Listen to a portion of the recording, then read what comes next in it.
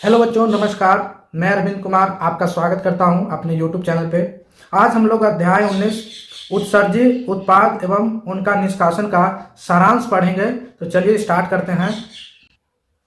शरीर में विभिन्न क्रियाओं द्वारा कई नाइट्रोजनी पदार्थ, आयन, CO2, जलीय आदि इकट्ठे हो जाते हैं, जिसमें से अधिकांश शरीर को समस्थापन में रखने के लिए विभिन्न विधियों द्वारा निष्कासित किए जाते हैं।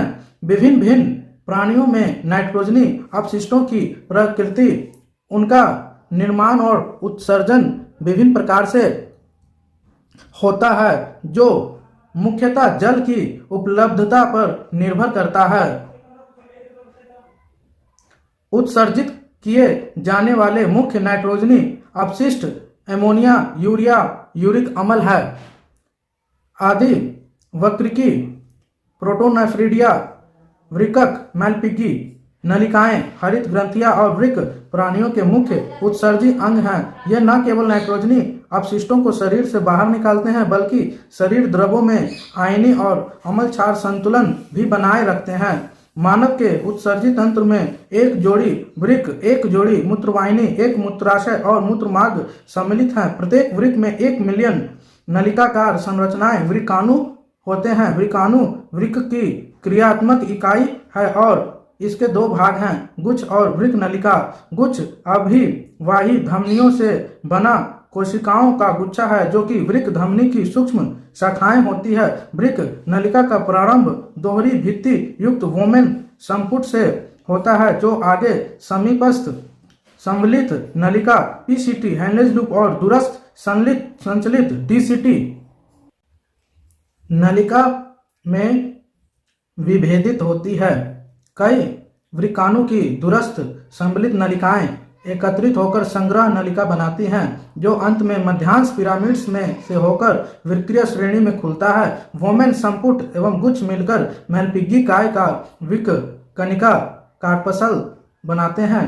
मूत्र निर्माण में 3 मुख्य प्रक्रियाएं होती है: निस्यंदन, पुनर्अवशोषण और रक्तवन।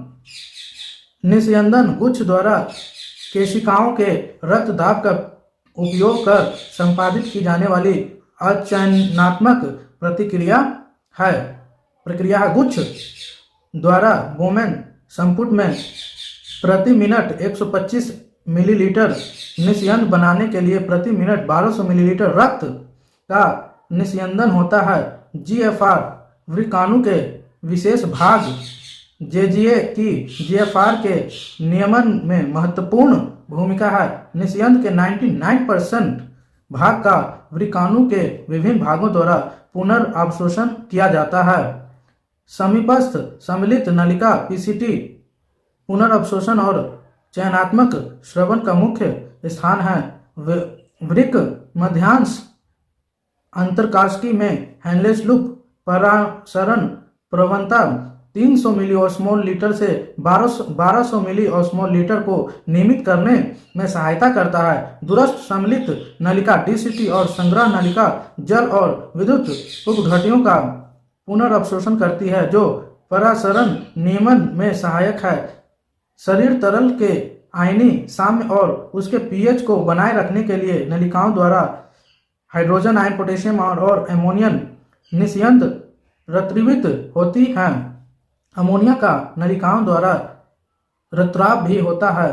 प्रतिधारा क्रियाविधि हेनलेज लूप की 2 भुजाओं और वासा रेक्टा के बीच कार्य करती है। निस्यंदन जैसे जैसे अवरोही भुजा में नीचे उतरता है, वैसे वैसे सांद्र होता जाता है, लेकिन आरोही भुजा में यह पुनः तनु हो जाता है। इस व्यवस्था के द्वारा वैद्युत उपघट्य और कुछ यूरिया अंतरकाशी स्थल में बचे रह जाते हैं। DCT और संग्रह नलिका निस्यंदन को 4 गुना अधिक सांद्र कर देते हैं, अर्थात 300 मिलीओस्मोल लीटर से 1200 मिलीओस्मोल लीटर तक। यह जल संरक्षण की उत्तम क्रियाविधि है। मूत्राशय में मूत्र का संग्रह केंद्रीय तंत्रिका तंत्र द्वारा ऐच्छिक संकेत प्राप्त होने तक किया जाता है। संकेत प्राप्त होने पर मूत्र मार्ग द्वारा इसका निष्कासन मूत्रन कहलाता है। त्वचा, फेफड़े और यकृत की भी उत्सर्जन में सहयोग करते हैं। तो दोस्तों, हमारा सारांश यहाँ पे खत्म होता है। मिलते हैं नेक्स्ट वीडियो में किसी और टॉपिक के साथ। तब तक के लिए धन्यवाद।